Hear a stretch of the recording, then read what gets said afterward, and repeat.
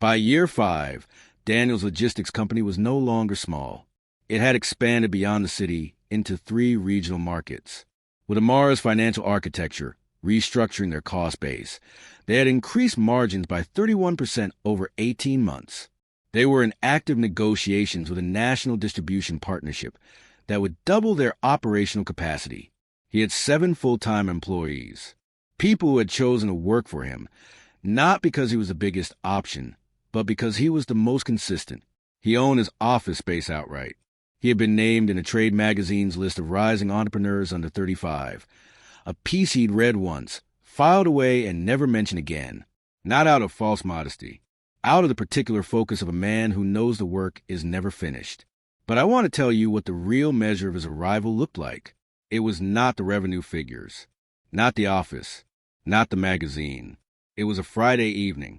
Daniel was sitting on the balcony of an apartment that looked nothing like the one where his story had started. Amar was inside. He could hear her on a call. And he sat there, looking out at the city he was slowly becoming part of, and he felt something he had not expected.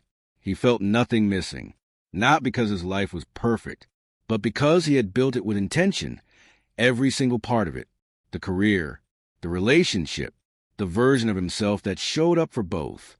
There was no gap between who he was and who he had decided to become. That gap, the one that had once felt like it might swallow him whole, had closed. Not because Serena had come back, because he had gone forward. He did not think about her on that balcony. This is important. Not because he was numb or hardened, but because the present was too full to leave room for the past to crowd back in. That is what a well-built life does. It fills the space so completely that loss becomes a chapter, not a residence. Amara came out and sat beside him. She didn't speak for a while. Neither did he. They were both fluent in particular silence of 2 people who have nothing left to prove to each other and have stopped needing noise to fill the comfort. An empire is not built in a moment of brilliance. It is built in 1,000 unremarkable mornings where you chose to begin again. 5 years. 1,825 mornings. Every single one chosen. This was the result. And then, the following week, she called.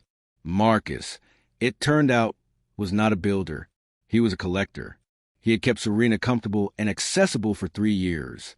When she'd signed over a portion of her accessories business as part of a partnership agreement he'd suggested early on, she had trusted that trust would be honored. It was not. When he moved on, as collectors always do when something newer catches their eye, she left with her freedom and very little else. The business she'd built before him was now partly his, on paper. The 2 years she'd spent building with Daniel were behind her. The 3 years with Marcus had produced comfort, but no foundation. She was starting from somewhere behind where she'd begun. She found Daniel's contact through a mutual friend. She reached out directly, without pretense. They met at a coffee shop. Neutral ground. Neither of their territories. She looked both older and younger than he remembered. Older from living 5 years in the wrong direction. Younger from the particular humility that comes from finally knowing it. They talked for a while about what had happened to her. He listened without interrupting, without judgment, without the satisfaction of the man who was right, because that was never who he had decided to be. Then she said it. I helped build this too. Not an accusation. A truth. A quiet, genuine truth. Those 2 years I was there, I laid the foundation with you. Daniel was quiet for a moment, not calculating, just considering. You laid the foundation, he said, and then you left the site before the walls went up. What you're seeing now is not what we started. Serena, what you're seeing is what I built after you left. There's a difference. She asked if there was any way back. And he answered the way only a man who has done the real work can answer, without bitterness, without performance, without the need to wound. What we had was real. I'm not going to pretend it wasn't. But it was a beginning, not a blueprint for now. I have a different architect beside me. And I made a promise to her the same way I once made one to you. This time, I'm building on solid ground. She nodded. She didn't cry. She was past that, and he walked her to the door of the coffee shop, and they parted without hostility and without the fiction of a friendship that didn't exist. It was In its own way, the most honest conversation either of them had ever had. I want to say something about Serena here, because this story is not her villain's tale. She made a choice that cost her. That is the whole story of her chapter. Not that she was evil, not that she didn't love Daniel, but that she chose comfort over commitment.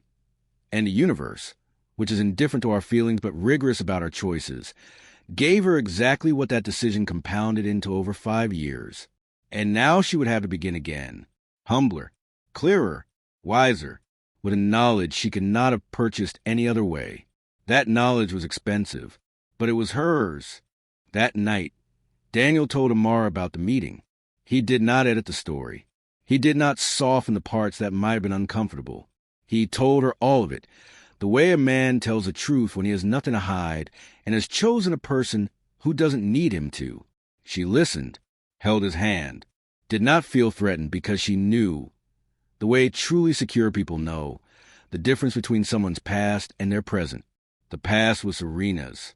The present was theirs. And Serena, on the other side of the city, in a small apartment with a desk that wobbled on 3 legs and a mood board that had only her name on it, began again, not with resentment, not with the false energy of someone performing healing they haven't done, with clarity, with the particular focus of a woman who has learned the expensive way, what she actually values. She would rebuild her accessories brand, smaller than she'd imagined, more honestly than she'd once been willing to. This time, she would not look for a shortcut. This time, she would lay every brick herself. And so the story ends on 2 simultaneous images.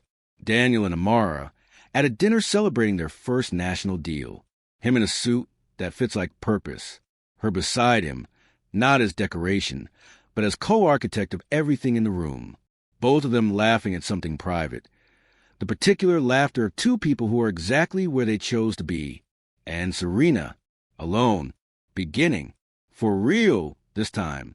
This is what love, betrayal, and discipline build, when you let all 3 of them do their work. Love teaches you to build towards something. It gives you the vision of what is possible when 2 people align their deepest intentions. That is not a small thing.